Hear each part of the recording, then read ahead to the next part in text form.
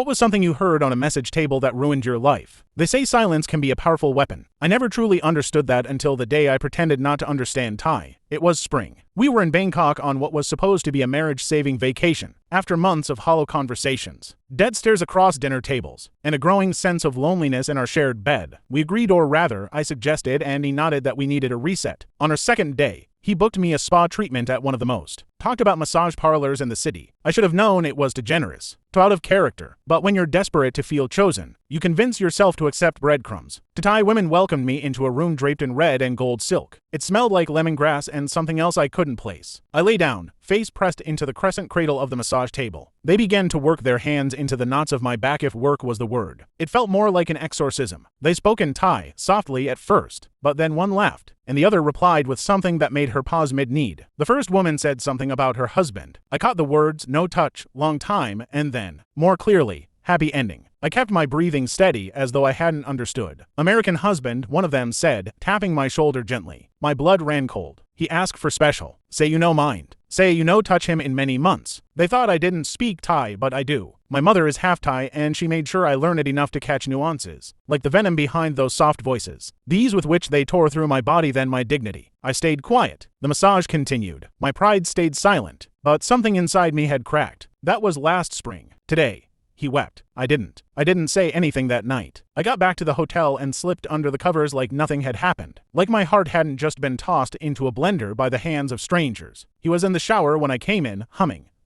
I watched his silhouette through the frosted glass. He was washing off someone else's filth while I was still bleeding inside. That's when I realized I didn't need to scream to destroy him. I just needed to observe. He stepped out, towel around his waist, and gave me a lazy smile. How was the massage? Intense, I said. He chuckled, drying his hair. Told you they were good. I stared at him for a moment longer than I should have. He didn't notice. That's what always got me. The way he never noticed the shift in my eyes. The way silence stretched to tight between us. He assumed I was always playing dumb. He never knew what I was holding. A week after we returned home, I confronted him. We were in the kitchen. He was slicing apples. I said, "Why did you tell those women at the spa that I hadn't touched you in months?" He froze mid-slice. I understood every word, I said calmly. Your little request for a happy ending. It was loud and clear. He turned slowly, his eyes narrowing, not with guilt, but calculation. If I wanted to cheat, he said, placing the knife down carefully, I wouldn't leave evidence like that. That was it. That was his defense. Not a denial. Not even a fake apology. Just a cold observation, like he was above consequence. I didn't respond. I didn't scream. I just looked at him. The way someone might look at a piece of meat they're no longer interested in cooking. That moment was when I truly left. My body was still there,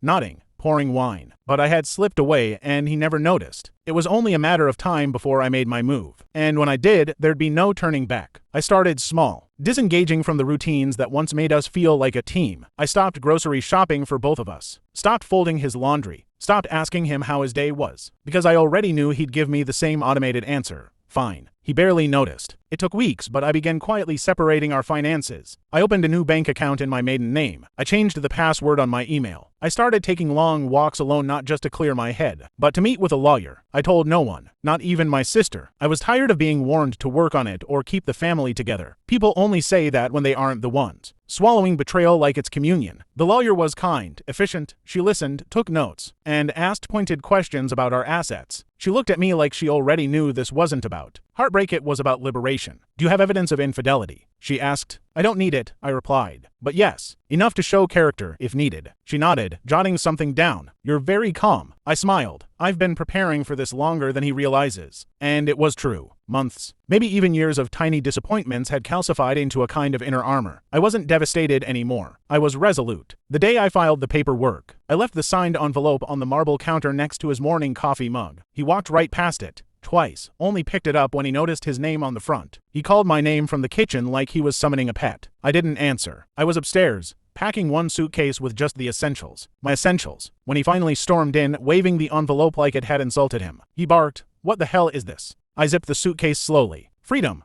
I said, and I walked out the door. Not a single tear fell, but I knew his would come. Freedom is loud at first. It doesn't come quietly. It bangs on your chest and flutters in your lungs, like you've finally exhaled after holding your breath for years. I moved into a small apartment not far from my old home. I didn't want the mansion, the marble counters, or the curated art he insisted we buy but never looked at. I wanted space that was mine, quiet, uncluttered, honest. The first night alone was terrifying. The silence didn't feel peaceful yet. It felt like a dare, a test, but I held it. sat with it, let it seep into my bones until it became a part of me. I bought my own groceries, made meals just for me, sat at a kitchen table where no one criticized the salt or lack thereof. I started sleeping again, deep, dreamless sleep, and I began writing. I hadn't picked up a pen for anything other than grocery lists and appointment notes in years. I wrote about the little things rain on the window, the smell of cinnamon in my morning coffee, the way my hands had begun to steady. One day I wrote, I didn't deserve that pain, but I survived it, and now I get to rebuild without him. I wasn't sure what the next steps looked like, but for once I wasn't afraid of not knowing. I wasn't afraid of starting from scratch, because I had learned that nothing I build with my own hands could ever be taken from me, the way love given to the wrong person can. I found myself again not in grand revelations but in tiny acts of self-kindness, a morning stretch, a slow breakfast, an hour with a good book. He sent texts, voicemails, tried to play both the victim and the hero, but I was no longer playing. This wasn't a game, and I was done pretending I didn't understand the language of betrayal. The courthouse smelled like old paper and impatience. I sat across from him in the courtroom, watching the man who once made my heart flutter now fidget under fluorescent lights. He wore a suit he hadn't bothered to iron, a tie I bought for him to anniversaries ago. He looked older, but not in the way time naturally ages us. It was the kind of tired that comes from losing control. He thought I'd cave, thought I'd cry in front of the judge, thought I'd beg for reconciliation, but I didn't flinch. I'd already done my grieving before I filed. Now I was just cleaning up the mess. His lawyer tried to spin a narrative, one where I was distant, unstable,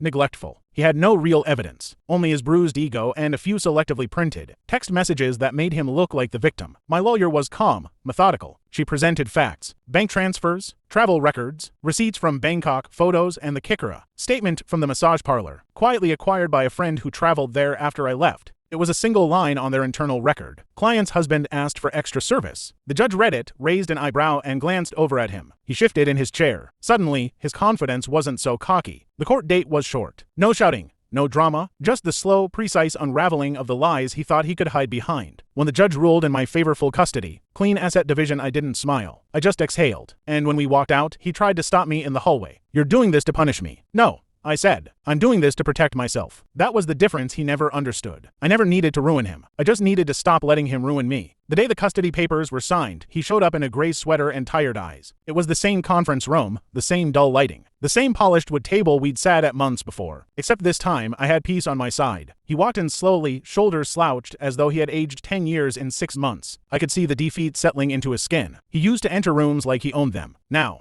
he barely looked me in the eye. I wore white. Not for him, not for irony, but for myself. For clarity, for renewal. The lawyer placed the final stack of papers between us. Custody agreement. Financial terms. Final signatures. He stared at them for a moment, as though hoping the ink would rearrange itself. Then, slowly, he picked up the pen. "Do you really think I'm a monster?" he asked, voice low. I didn't answer. Not because I didn't know the answer, but because it didn't matter. What he was or wasn't was no longer my problem. He signed. Then I signed. And it was done. A silence fell over the room, not awkward, not tense, just final. Like the click of a lock behind a closing door. As I stood, he did too. And when he looked at me, his eyes were wet. "I never thought it would end like this," he said, voice shaking. I looked at him for what felt like the last time and said, "That's the thing about endings. You don't get to choose them when you've ignored all the warnings." He opened his mouth to respond, but I was already walking out. And for the first time in a long time, I wasn't running from something. I was walking toward myself. It happened outside the courthouse. A gray sky overhead, the kind that promised rain but couldn't quite deliver. He followed me out. I heard the door close behind him and his steps quickened to catch up. "Wait," he said, out of breath. I turned around slowly, the silence between us now vast and unfamiliar. He looked at me, mouth parted, and for a second I thought he might beg. I thought he might say he was sorry genuinely, not performatively. That he might show some sign of the man I once fell in love with.